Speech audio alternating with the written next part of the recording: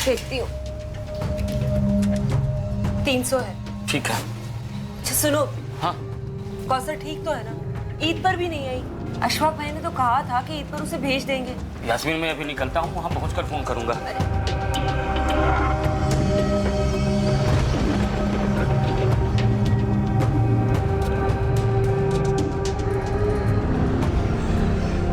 बस अब यही बाकी रह गया, वो बशीर आकर यहाँ अपना रोना देगा। अरे जो कर रहा है करने दो साले, एक नंबर का लालची इंसान। अगर ज्यादा नौटंकी करी ना उसने, सीधा पुलिस में दूंगा उसे। चलो मैं चलता हूँ, लेट हो रहा है, शाम को मिलता हूँ।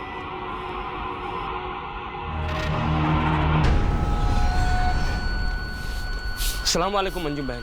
वालेकुम अस्सलाम। लतीफ भाई फोन क्यों नहीं उठा रहे हैं? वो राजकोट गए काम से। सब खैरियत है ना? अब परेशान लग रहे। अब क्या बताऊं, वो अशफाक भाई कह रहे हैं कि उन्होंने कौसर को 3 जून को ही गाड़ी में बिठा दिया था। वो घर नहीं पहुंची अभी तक? ऐसे कैसे बच्चे को अकेले भेज दिया? वही तो लतीफ भाई से बात करनी है। ये अशफाक में आके आसार कुछ ठीक नहीं लग रहे हैं।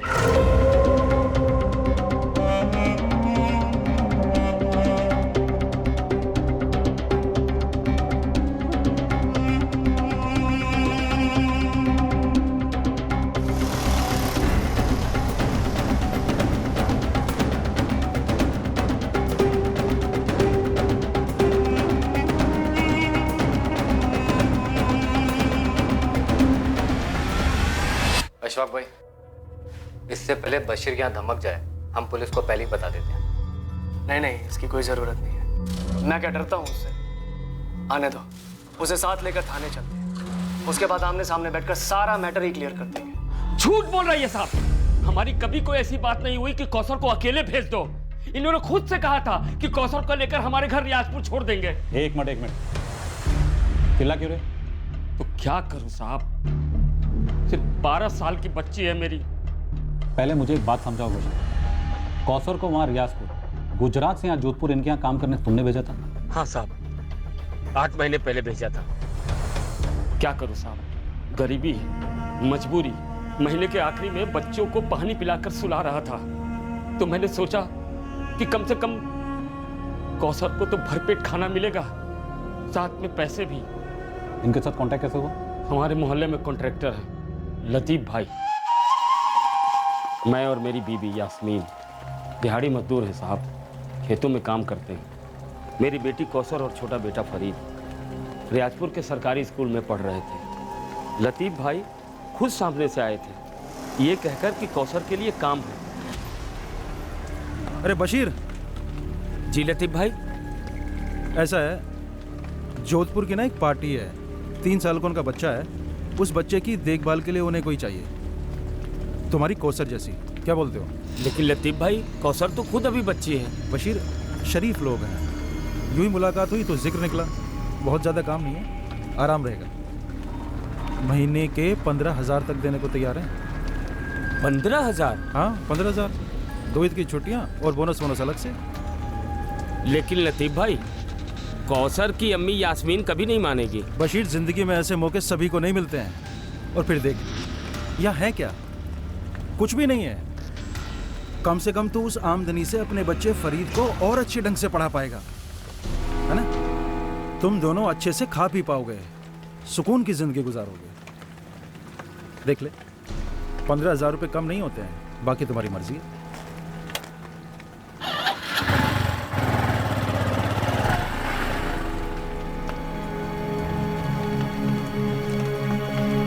ना, मैं नहीं जाने दूंगी कौसर को। अरे वो भी जोधपुर, इतनी दूर, बच्ची है अभी वो। अरे वो सब ठीक है, लेकिन कौसर उतनी छोटी भी नहीं है, 12 साल की है। अच्छा एक बात बता, जब फरीद 3 साल का था और हम दोनों बाहर काम करने जाते थे, तो उसे कौन संभालता था? कौसर ही ना। वो बात अलग है, मैं कौसर को नहीं भेजूंगी। सोच यास्मीन, 15,000 मिलेंगे। इस पैसे से हम क्या कर सकते हैं? फरीद को आगे भी पढ़ा सकते हैं। अच्छा एक बात बता, हम दोनों मिलकर कितना कमा लेते हैं? और कौसर का क्या? हाँ, वो अभी से काम करेगी, उसकी पढ़ाई का क्या? अरे नहीं, वो लतीफ भाई ने कहा है, वो जो अशफाक भाई है ना, वो कौसर को रात के स्कूल में दाखिला करवा देंगे। और सुन, पढ़ाई का सारा खर्चा भी वही उठाएंगे। मेरा दिल नहीं मान रहा। देखो यास्मीन, कौसर को तो अपनी जिंदगी संभालनी ही है, तो अभी से क्यों नहीं? और वैसे हम लोग भी जो जिंदगी जी रहे हैं उसे जिंदगी थोड़े ना कहते हैं। देखो, अल्लाह ने एक मौका दिया है, हम जज्बाती होकर उसे गवा नहीं सकते। मान जाओ यास्मीन, मान जाओ।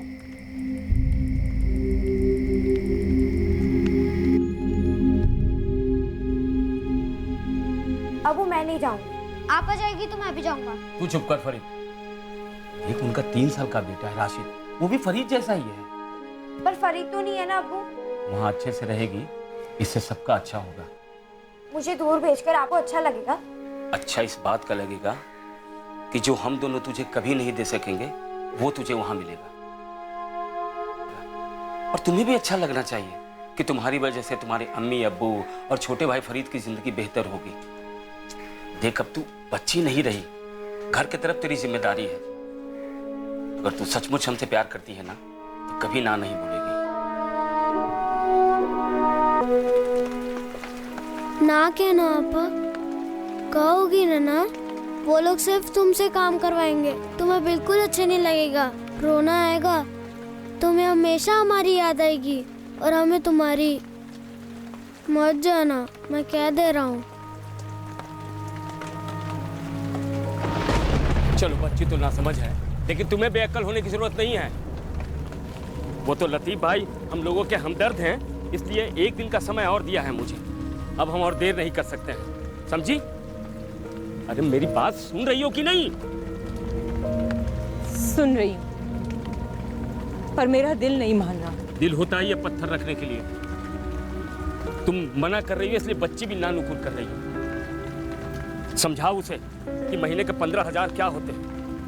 किसी भी तरह मनाओ उसे। अगर हम लोगों ने ये मौका छोड़ दिया तो जिंदगी भर पछताना पड़ेगा।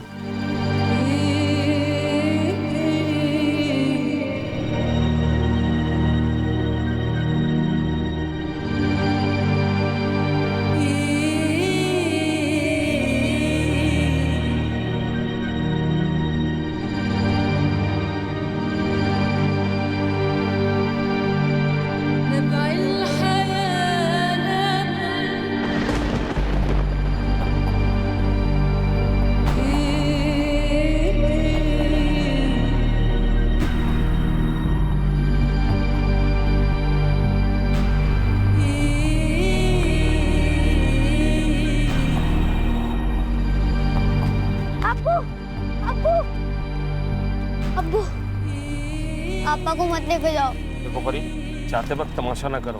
पापा मत जाओ। फरीद, घर जाओ।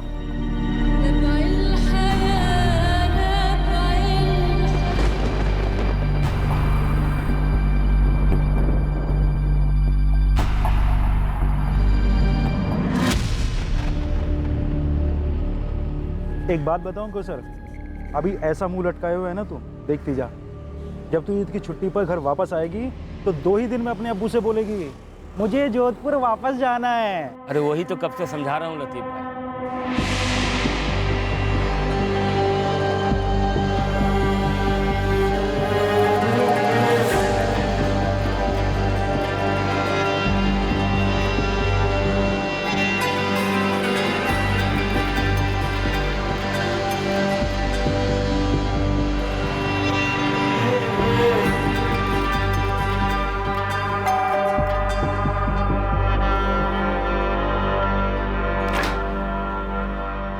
अस्सलाम वालेकुम फरजाना बहन। वालेकुम अस्सलाम लतीफ भाई। अब आइए ना, अंदर आइए।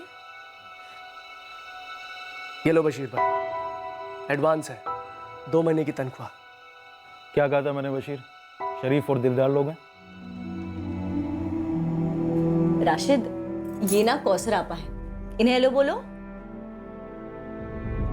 देखो, ये ना तुम्हारे साथ बहुत सारा खेलने आई है, इन्हें हेलो बोलो। हाँ? कौसर, इसे अपने पास तो बुलाओ, वरना ये पास कैसे आएगा तुम्हारे।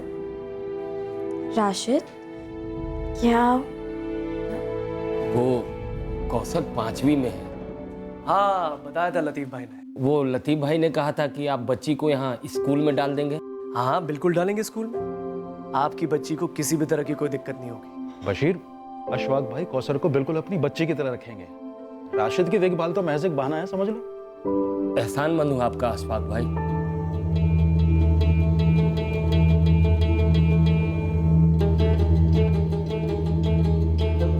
एक गरीब आदमी की बच्ची सिर्फ 12 साल की एक अमीर आदमी के घर में उसके छोटे बेटे की देखभाल के लिए काम पर रखी जाती है। यह हमारे देश के शहरों में आम है। आर्थिक कठिनाइयां न जाने कितने ही बच्चों को वक्त से पहले बड़ा होने पर मजबूर कर देती हैं।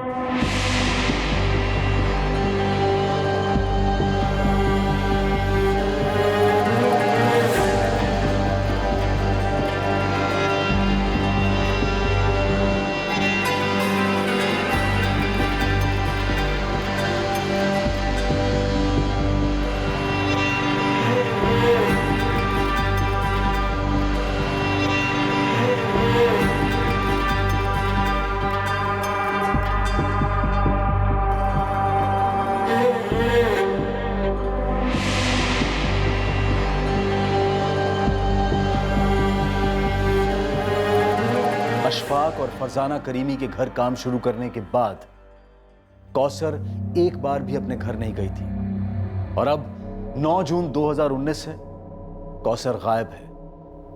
कहां है कौसर? इन्होंने अपने घर में छुपा के रखा उसे, कोई बस में नहीं चढ़ाया। जब से कौसर गई है इनके घर, एक बार भी नहीं भेजा मेरी बच्ची को। हाँ सर, इसकी बेटी कौसर मेरे यहाँ काम करती है, बहुत खुश थी हमारे साथ। ये लोग भी बहुत खुश थे। पहले दिन ही इसे 2 महीने की पगार एडवांस में दे दी थी। सर सब कुछ सही चल रहा था, फिर पिछले हफ्ते इसका फोन आता है मेरे पास। ईद का चांद 2 दिन दूर है अशफाक भाई। आप लोगों ने तो कहा था कि ईद की छुट्टी मिलेगी हमारी कौसर को। हाँ बशीर मियाँ, मिल जाएगी छुट्टी। ये बताओ कब आ रहे हो लेने कौसर को? अरे मैं कैसे आऊँ अशफाक भाई, वैसे भी ईद के कारण 2 दिन की दिहाड़ी गंवानी पड़ेगी। देखो बशीर, इस समय हमारा भी काम काफी टाइट चल रहा है, तो एक काम करो, इस बारी कौसर को यही मनाने दो। ईद खत्म होने के बाद मैं उसे खुद आके गांव छोड़ जाऊं। नहीं नहीं नहीं नहीं, ईद तो हमारे साथ मनाएगी। वैसे भी कई महीने हो गए उसे देखे हुए। तो बशीर मियाँ तुम ही बताओ फिर कैसे किया जाए। एक काम करो अशफाक भाई, आप कौसर को जोधपुर से रात वाली बस में बिठा दो। सुबह तक वो रियाजपुर पहुंच जाएगी और मैं बस स्टैंड पर उसे लेने आ जाऊंगा। सर मुझे बिल्कुल भी अच्छा नहीं लगा, एक 12 साल की बच्ची को अकेले बस में बैठा, और कोई चारा नहीं था मेरे पास। कब भेजा? 3 जून की रात। जीजा जी के साथ मैं भी गया था। जल्दी। हाँ हाँ हाँ, जाएगा जाएगा। चलिए चलिए।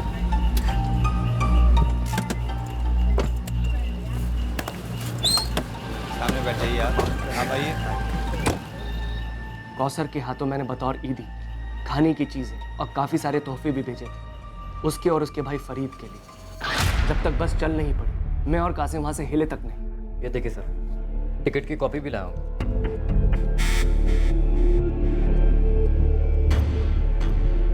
ये फर्जी है साहब। हाँ ये फर्जी है, हम दोनों झूठ बोल रहे हैं, पूरी दुनिया झूठ बोल रही है, सिर्फ एक तुम राजा हरिश्चंद्र हो। सर अगली सुबह 4 जून को सुबह चाय पीने से पहले मैंने इसे फोन किया। अस्सलाम वालेकुम अशफाक भाई। कौसर पहुंच गई ना ठीक ठाक? जी अभी अभी घर पहुंची है, बहुत खुश लग रही है बच्ची।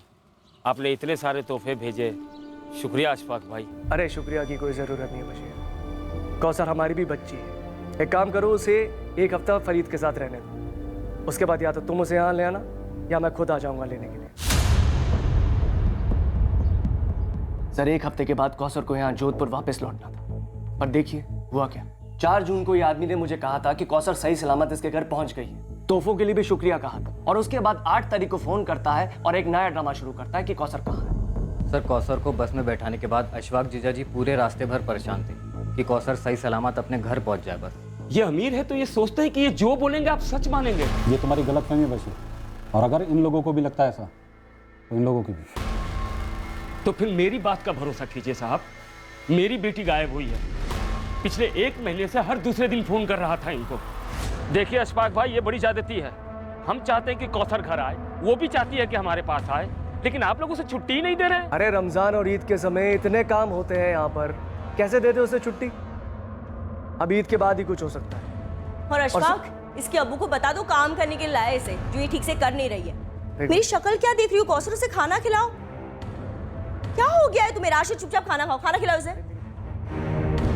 मेरी बात ही नहीं सुन रहे थे। फिर मैंने 2 जून को फोन किया तो एकदम से मेरे ऊपर ही गरज पड़े। साहब मैंने बोला ही नहीं कि कौसर को अकेले भेज दो। ये क्या कर रहे हैं आप?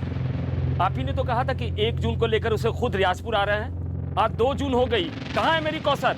तू तो ऐसे बात कर रहा है जैसे मैं तेरी बेटी को चबा कर निकल गया हूँ। ऐसी भद्दी बातें ना करें आप। मैं कल अपनी बेटी को लेने जोधपुर आ रहा हूँ। उसकी कोई जरूरत नहीं है। मैं आज रात को रियाजपुर के लिए रवाना हो रहा हूँ। कल सुबह कौसर तेरे घर पे होगी और उसके बाद कौसर कभी भी हमारे घर में कदम नहीं रखेगी। लेने के देने पड़ गए हैं। 2 तारीख गई, 3, 4, 5, 6, 7, 8 जून तक रोज मैं दिन में 2-4 बार फोन करता रहा ही नहीं कि कब लेके आ रहे हैं कौसर को घर पर। ये हर बार कुछ ना कुछ बहाना बना देते।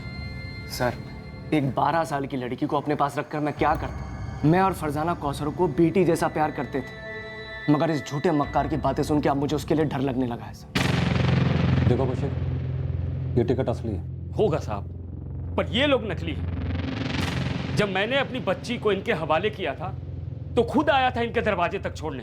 तो इन्हें भी ऐसा करना चाहिए था ना, लेकिन नहीं, बैठा दिया बच्ची को बस में रात में। अरे कौन बैठाता है ऐसे? एक तो 12 साल की, ऊपर से बच्ची। सर एक बात तो तय है, 3 जून के पहले के बशीर और 4 जून के बाद के बशीर में जमीन आसमान का फर्क है। सर मैं आपको बता रहा हूं, 4 जून को कुछ ना कुछ गड़बड़ जरूर हुई है। गड़बड़ तो शुरुआत से तुम थे, बस मैं नहीं समझ पाया। ये कहते हैं कि 4 जून की सुबह चाय के पहले मुझे फोन किया था कि कौसर घर पहुंची या नहीं। ऐसा तो हुआ ही नहीं था साहब। अशफाक भाई हद है। मैं यहाँ सुबह से इंतजार कर रहा हूँ। कौसर की अम्मी और भाई देखने को तरस गए हैं उसको, और एक आप है जो उसको लेकर आ ही नहीं रहे यहाँ। सर इसका एक और शब्द मत सुनिए, अपनी बेटी के नाम पर गेम खेल रहा है ये। साहब अब तो मुझे पक्का लग रहा है कि इन्होंने मेरी बेटी के साथ कुछ कर दिया।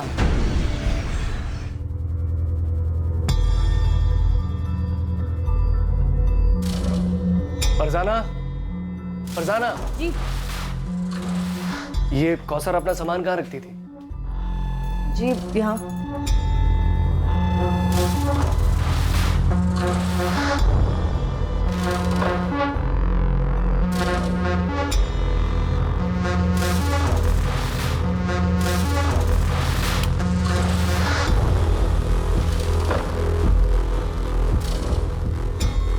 देखिए कुछ नहीं है वहाँ। 2 जोड़ी कपड़े में आई थी वो लड़की, और जाते वक्त सारा बैग कपड़ों से भरकर लेकर गई है। सारे कपड़े मैंने खरीद के दिए थे उसे। पैकिंग में भी मैंने हेल्प की थी।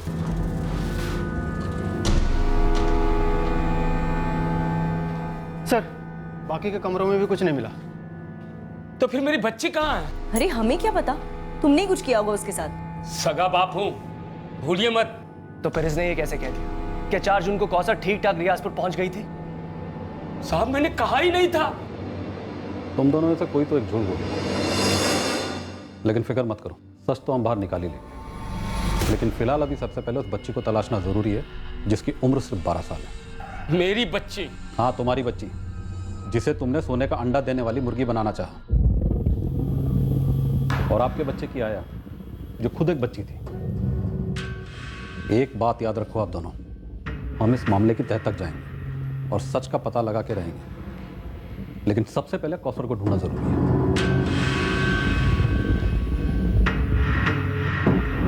मेरी बच्ची? हाँ तुम्हारी बच्ची, जिसे तुमने सोने का अंडा देने वाली मुर्गी बनाना चाहा। और आपके बच्चे की आया, जो खुद एक बच्ची थी। एक बात याद रखो आप दोनों, हम इस मामले की तह तक जाएंगे और सच का पता लगा के रहेंगे, लेकिन सबसे पहले कौसर को ढूंढना जरूरी है।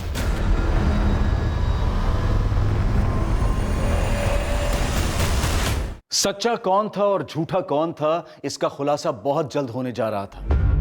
और सच सामने होने के बावजूद सवाल यही था कि कौसर कहां थी। क्या 3 जून की रात को अकेले बस में बैठने के बाद कौसर ने घर जाने का इरादा बदल दिया था, या क्या वो वाकई अपने घर पहुंची थी? इस केस की सच्चाई, कौसर की मानसिक हालत से जुड़ी थी, जो कि अशफाक करीमी के घर में रहते हुए पैदा हुई थी। पर इस वक्त कौसर कहां थी? कौसर से बात कराइए मेरी। हाँ हाँ करवाता हूँ, लेकिन अभी नहीं, अभी यहाँ कुछ चल रहा है। कुछ चल रहा है मतलब? सब ठीक तो है ना? कौसर है ना वहीं? आप मेरी उससे बात क्यों नहीं करवाते? सुनो, अभी फोन रखता हूँ, बाद में करूँगा।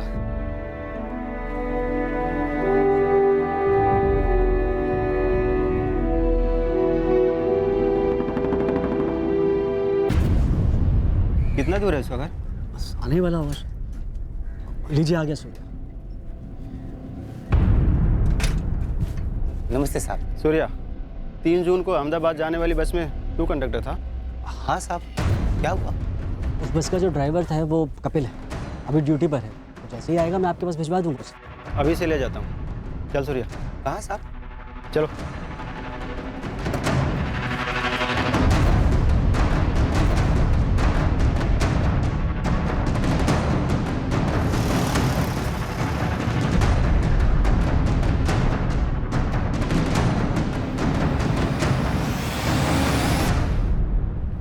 अशोक भाई, रियाजपुर से लतीफ भाई आए। चलो शुक्र है, अब यही सच बता देंगे पुलिस को।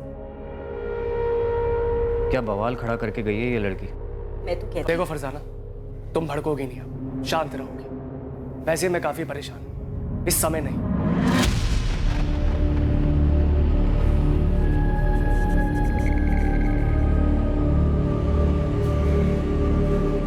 लतीफ भाई। हाँ, क्या लतीफ भाई, आप तो मेरा फोन ही नहीं उठा रहे हैं। खुद आ गया हूं ना। वो कौसर के बारे में सुना आपने? क्या हुआ? वो अशफाक भाई, क्या सोचा था क्या निकले। इतना बड़ा झूठा आदमी देखा नहीं मैंने। कौसर घर पहुंची ही नहीं और वो क्या क्या कहानियां बना रहे हैं। ऐसा कैसे बशीर? कौसर तो 4 तारीख को पहुंच गई थी ना। अशफाक भाई बोल रहे थे कि आप मेरी बात मानोगे या उस झूठे की?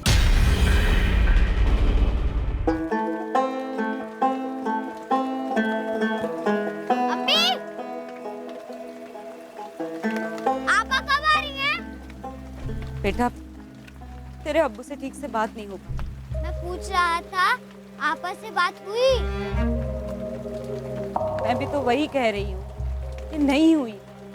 वो ईद पर भी घर नहीं आए। अब्बू ने कहा था उसे लेकर आएंगे घर। कुछ समझ नहीं आ रहा वहाँ चल क्या रहा। बताओ तो सही, कहाँ ले जा रहे हो आप मुझे? अरे बैठ जा, चुपचाप बैठ, समझे? मेरी बेटी कहाँ है? तुम्हारे साहब ने कहा था उसे ढूंढ निकालेंगे। तेरी बेटी का पता अगर कोई बता सकता है ना, तो वो तू है, बशीर अंसारी। समझा? बैठ।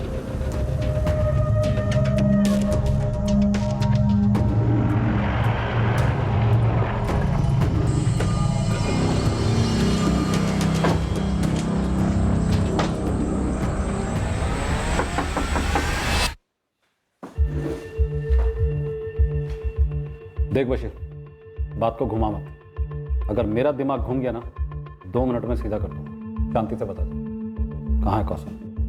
ये कैसा गंदा मजाक है साहब? क्या किया तुम लोगों ने कौसर के साथ? कौसर अप्पा को अब्बू लेने गए हैं। आपा जोधपुर में है। ना, वो जोधपुर से यहाँ रियाजपुर आई थी 4 जून की सुबह। ये आप क्या कह रहे हैं साहब? ये भोली बनने का नाटक किसी और के सामने करना। पता कौसर कहाँ है? ये डरे हुए होने का नाटक हम पर कोई असर नहीं करता, उल्टा और गुस्सा बढ़ाता। समझ गया। अशफाक भाई ने सबको लपेटे में ले लिया, सब बिक चुके हैं। सबको झूठा बोलता है, तेरा झूठ पकड़ा गया। हाँ, ये थी बस में, कौसर नाम है इसका। अच्छा, नाम भी याद रखता है? अरे नहीं साहब, वो अकेली सफर करी थी ना बस में, और इसे जो बिठाने आया था, बड़ी फिक्र थी उसे। बार बार मुझसे कह रहा था कि कौसर का ख्याल रखो। हाँ, यही थे। दोनों थे? हाँ, बड़ा अच्छा आदमी था, बड़ी फिक्र थी इसे। रियाजपुर बस स्टैंड में उतार दीजिएगा। हाँ, फिक्र मत कीजिए, मैं ख्याल रखूंगा बच्ची का। और हाँ, ये लो, रास्ते में कुछ खा लो, किसी अच्छी जगह रुकिए। हाँ, बेफिक्र रहो, हम अच्छी जगह ही गाड़ी रोकते हैं। मैं अच्छी तरह से बच्ची को रियाजपुर में उतार दूँ। चले बेटा।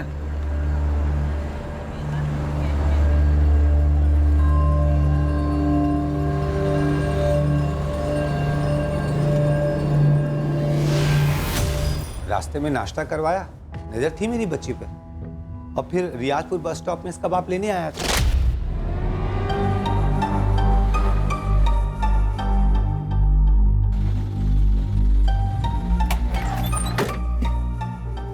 अबू अरे चलो कौसर, बाय, एडवांस में मुबारक। हाँ कपिल, बड़ा गाड़ी। ड्राइवर कपिल से भी पूछ लीजिए, वो भी यही बताएगा। वैसे हुआ क्या है साहब? हाँ, कौसर नाम है। अपने कंडक्टर सूर्या और मैंने इसे रियाजपुर में उतार दिया था। बाप आया था लेने। कुछ हो गया क्या सब बच्ची को? अच्छा, वो बस कंडक्टर और ड्राइवर भी झूठ बोल रहे? सब भी क्यों? अच्छा, और वो तेरा लतीफ भाई? क्या क्या बोला लतीफ भाई? साहब, सारे जोधपुर में मैंने कई सारी बच्चों को काम पर लगाया है। आप किसी से भी पूछ सकते हैं। मैंने तुमसे तुम्हारा बायोडाटा नहीं पूछा लतीफ अब्बासी। मैंने सिर्फ इतना पूछा है, बशीर और अशफाक के बीच झूठ कौन बोला? साहब, मैं वही बताऊंगा जितना मालूम है मुझे। जल्दी बोल। 3 जून को फोन आया था मुझे अशफाक भाई का। देख लतीफ, इस बशीर को मैं तेरे जरिए मिला था, इसलिए तुझे बता रहा हूँ। ये आदमी मुझे कुछ ठीक नहीं लगता। कौसर को रियाजपुर अकेले भेजने के लिए इसने मुझे मजबूर किया है। अभी भी बस में बैठा कर आ रहा हूँ उसे, और इसने मुझसे वादा किया कि रियाजपुर बस स्टैंड पर उसे उतार लेगा। लेकिन मेरा मन तो नहीं मान रहा था, लेकिन मैं क्या करता, बाप तो वो है ना, उसकी मर्जी। मैं 4 तारीख की सुबह ही काम से निकल गया था अपने गांव से। मैंने खुद जाकर नहीं देखा बच्ची पहुंची या नहीं। अगर अशफाक भाई बोल रहे हैं कि उन्होंने बच्ची को बस में बैठा दिया था, तो बैठा दिया होगा। वो झूठ नहीं बोले। मतलब बशीर झूठ बोल रहा है? पता नहीं साहब, लेकिन हाँ, ये बशीर बातें थोड़ा मिर्च मसाला लगा कर कहता है। सच बताता हूँ साहब, बच्ची शुरू में जाने को राजी नहीं थी, और ना ही उसकी अम्मी राजी थी, मगर बशीर जबरदस्ती कौसर को भेजना चाहता था। और साहब, ये तो पार्टी से 15 की जगह 20 चाहता था। मैंने बोला अच्छे लोग हैं, ज्यादा मुंह मत फाड़, मुझसे नहीं हो पाएगा ये सब। अच्छा, ये कौसर खुश थी अशफाक करीमी के परिवार से? पूरे 8 महीने थी वो उनके घर पर। खुश नहीं होती तो रहती नहीं वहां साहब। मुझे तो ये समझ में नहीं आ रहा है कि ये बशीर ऐसे क्यों पेश आ रहा है। अब ये ड्रामा बंद कर, चल बता, कहाँ छुपा है कौसर को? क्या क्या उसके साथ? इस तरह चुप रहने से केस खत्म नहीं हो जाता, लंबा चलता है और तकलीफ बढ़ती जाती है। मुंजाल, अब इस बशीर की बोलती बंद हो गई है। लेकिन सर, यास्मीन ने तो एक ही रट लगा रखी है कि कौशल घर आई ही नहीं। मुझे लगता है फैमिली ने लड़की को कहीं छुपाया या गायब करवाया, और अशफाक करीमी से पैसे हटने का प्लान था इनका। मैंने कौसर की मिसिंग कंप्लेंट दर्ज कर दी है। तुम एक काम करो, इस बशीर के पीछे 2 आदमी लगा, ये हमारी नजर के बाहर नहीं जाना चाहिए। मुझे लगता है साले ने ही कुछ किया।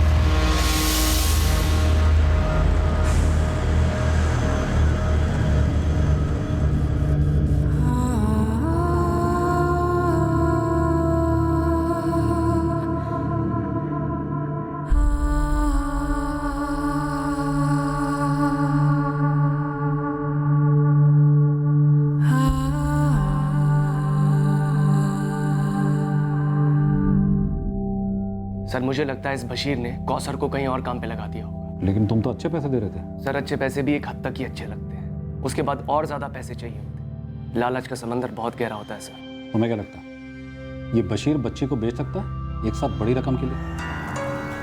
सर, मैं वहाँ तक तो नहीं सोचूंगा, पर इंसान को कोई भरोसा नहीं। पर सर, बात यह है कि बच्ची बहुत प्यारी थी, हमारे साथ बहुत घुल मिल गई। पर ये बशीर मुझे पहले दिन से कुछ ठीक नहीं लगा था। पर हमारे को बेटी से मतलब था, इसलिए हमने माइंड नहीं किया। हमें भी लगता है कि कौसर के गायब होने में बशीर शामिल है। हमारी तरफ से कोई कसर नहीं छूटेगी। हमने रियाजपुर पुलिस को बोल दिया, बशीर पर कड़ी नजर रखी।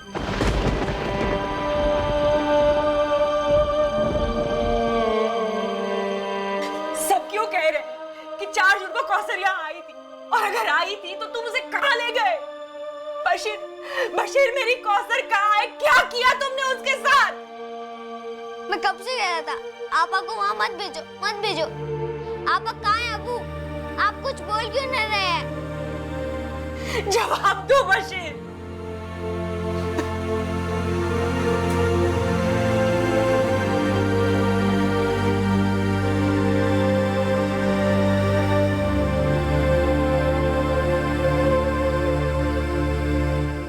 बस का कंडक्टर, बस का ड्राइवर, सब ने अशफाक और उसके साले कासिम को 3 जून की रात को कौसर को बस में बिठाते हुए देखा था। बस के कंडक्टर ने अगली सुबह को रियाजपुर में कौसर को अपने पिता के गले मिलते हुए भी देखा था। कासिम ने पुलिस को टिकट की फोटोकॉपी पेश की थी। लतीफ अब्बासी वो एजेंट जिसने अशफाक और बशीर को मिलवाया था कौसर को लेकर, वो भी अशफाक के स्टेटमेंट का समर्थन कर रहा था और बशीर पर शक। क्या यह मुमकिन है कि एक सगे बाप ने ही अपनी बेटी को गायब करवा दिया था या फिर उसके साथ कुछ कर दिया था? अगर ऐसा था तो क्यों? अब देखना बाकी था कि कौसर का सच सामने कैसे आएगा, और इस इंतजार में केस ने लिया एक और जबरदस्त मोड़।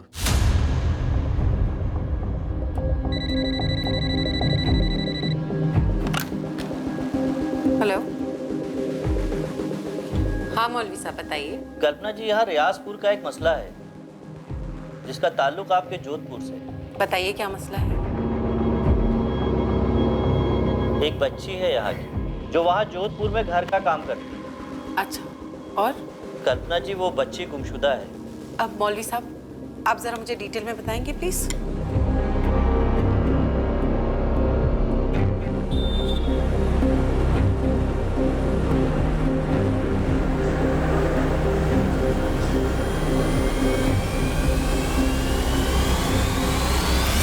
अरे कल्पना जी, पहले आप बैठिए तो सही।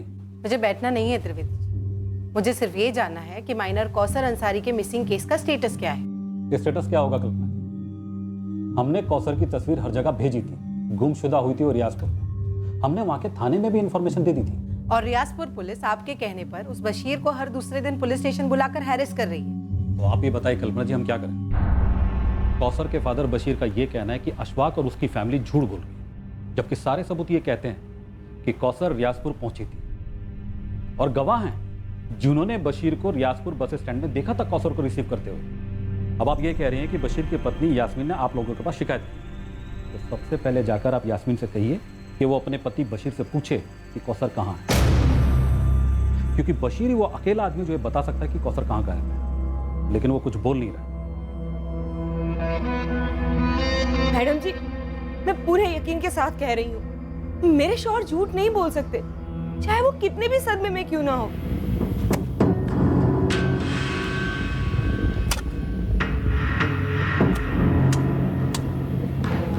देखो यास्मीन, अभी तक के सारे गवाह और सबूत उसके खिलाफ ही हैं। और तो और तुम्हारे गांव का वो एजेंट लतीफ अब्बासी, उसने कहा है कि अशफाक ने बच्ची को बस में बिठाया और उसे तुरंत फोन किया। मैडम जी, मुझे नहीं मालूम किसने क्या कहा, मुझे बस मेरी बच्ची चाहिए, मुझे उसे जाने ही नहीं देना चाहिए था। मैडम जी, आपके हाथ जोड़ती हूँ, कुछ कीजिए उसे ढूंढने के लिए। ठीक है, मैं समझ गई। देखो, मैं कोई वादा तो नहीं कर सकती, लेकिन कुछ बड़े अफसरों को पहचानती हूँ। देखो क्या हो सकता है।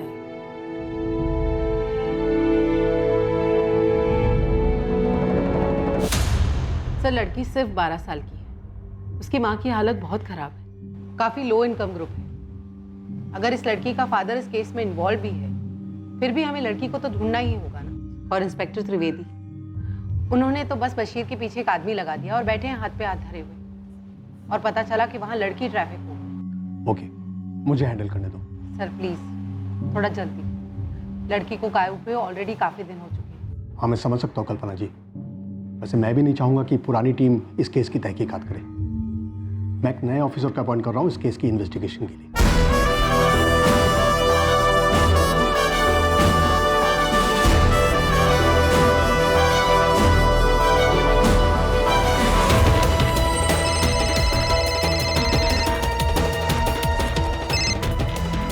Good morning sir. 12 साल की माइनर लड़की है राजपूत की, ऑलरेडी काफी टाइम निकल चुका है।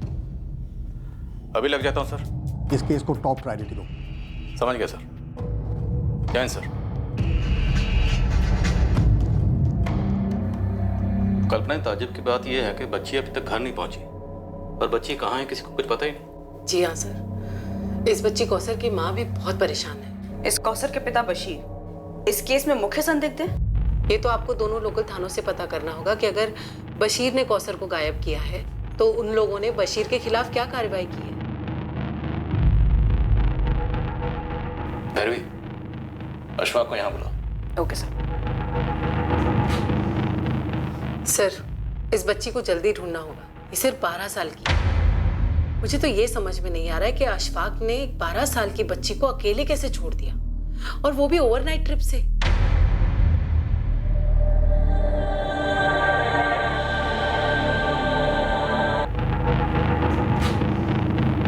सर, इस बच्ची को जल्दी ढूंढना होगा। ये सिर्फ 12 साल की है।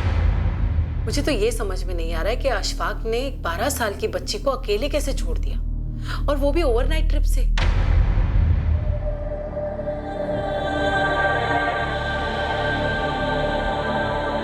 मैम, आप 10 बार मुझे बुलाएंगे ना, मैं 11 बार आपके पास आऊंगा। मेरे लिए उस बच्ची का मिलना बहुत जरूरी है। मैं आपसे सिर्फ इतना कह रहा हूँ कि इस वक्त कौसर के बाप बशीर को लॉकअप में होना चाहिए, क्योंकि उसी ने कुछ किया है। मैम, उसे तो हम आड़े हाथों लेंगे ही।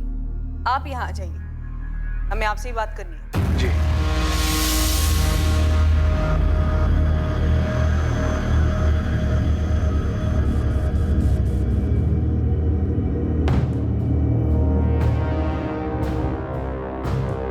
बशीर, ये मैं क्या सुन रहा हूँ? तुम्हारी बीवी मौलवी के पास गई और उन्होंने जोधपुर की किसी संस्था से बात की।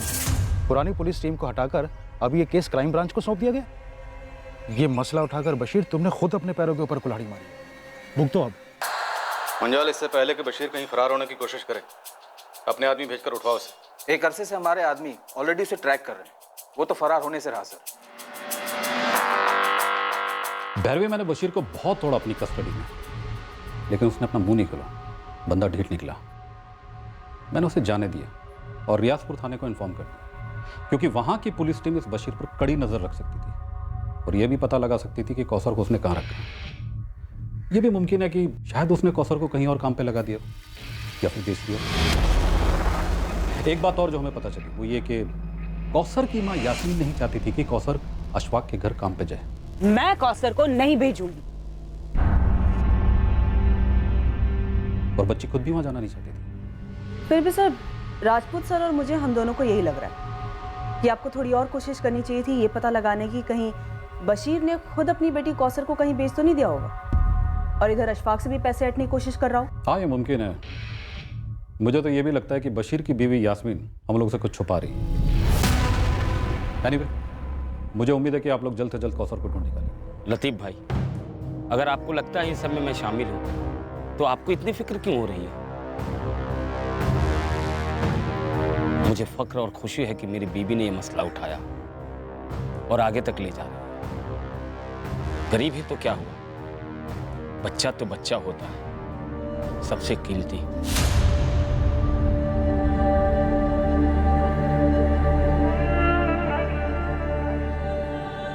क्या पुलिस टीम बदलने से कौसर की तकदीर बदलने वाली थी? क्या उसे ढूंढ लिया जाता? क्या कौसर उस जगह मिलती जहां उसे उसके पिता बशीर ने ही भेजा था, उसकी मां को बिना बताए?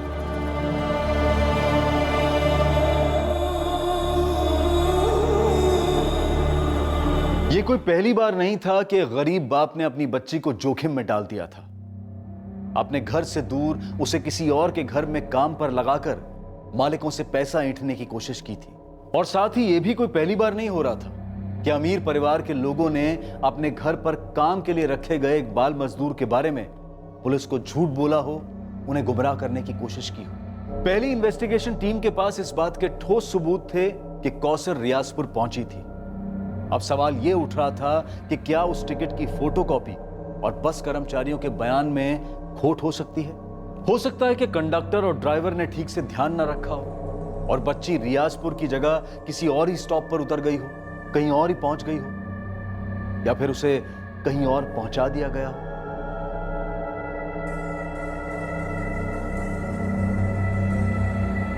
या फिर कुछ ऐसा हुआ था कौसर के साथ जो इस केस से जुड़े सभी लोगों की कल्पना से भी बाहर था। नई पुलिस टीम ने इस केस को क्रैक किया। उन्होंने पुरानी इन्वेस्टिगेशन के लूप होल्स ढूंढ निकाले और इस केस की सच्चाई तक पहुंचे। कैसे पहुंचे, क्या रहस्य था कौसर का, और कौसर कहां और किस हाल में थी, यह हम देखेंगे कल रात इस केस के दूसरे और आखिरी भाग में। अब मैं अनूप सोनी आपसे विदा लेता हूं, फिर मुलाकात होगी। और याद रखें, क्राइम और आपके बीच में सिर्फ इतना फर्क है कि आप कितने सतर्क हैं। सतर्क रहें, सुरक्षित रहें।